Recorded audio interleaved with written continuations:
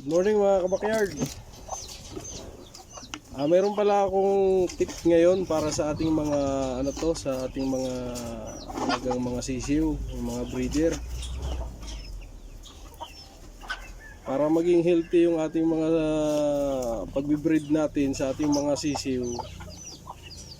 Meron akong paraan para maiwasan yung mga sakit na tulad ng sipon, kuraysa, pati yung halak. Ito yung paraan ko mga kabakyard para lang sa maging healthy yung mga sisiw natin. Sa isang inuman nila ng ganito kalaki, isang Primoxil lang siya na isang pack nito. Ayan o. Bago sa kanyo painumin sila nito, kailangan wag nyo muna silang pakainin.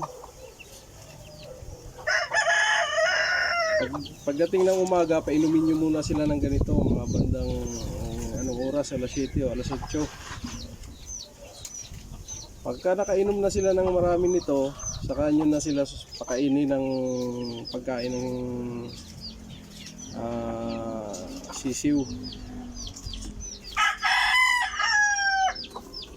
Ito yung lagi kong ginagawa sa kanila every 3 days mga kabakyard.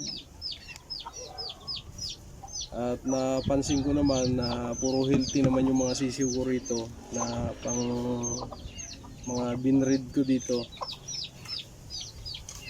Ito lang yung paraan ko mga kabakyard para maging healthy yung ating mga alagang sisiw, kasi sayang din kung hindi natin alagaan. Bago sa hapon, ganun din yun sa kanila. Mas maganda sa hapon, huwag nyo nang painumin para kinabukasan ng umaga marami silang mainom, o kunti lang yung ipainom nyo sa hapon para kinabukasan ng umaga mas marami silang mainom na,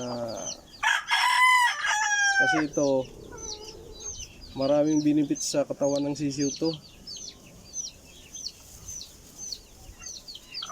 Iwas sila sa sipon, sa halak, sa kuraysa, bago yung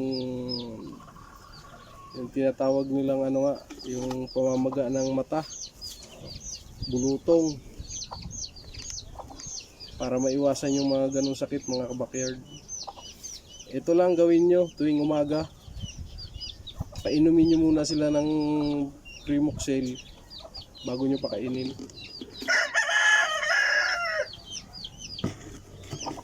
Yun lang naman mga kabakyard. Salamat nga pala sa sa mga nag-subscribe sa akin, pati sa followers ko. Sana meron pang manood. Yun lang mga kabakyard. At marami pa akong mga pamamaraan ko na idea na para sa aking mga pag-aalaga dito sa aking maliit na backyard. Mas maganda kasi tingnan na malulusog lahat ng ating mga sisiw. Ayan na sila ka-backyard oh. Dahil kahapon hindi ko sila pinainom, kaya ngayon lakas silang uminom. Yan yung mga mga ka-backyard paraan ko para maiwasan yung sakit nila na makahawa, at lalo na yung mga malalang sakit tulad ng bulutong. Mahirap gamutin kasi yun.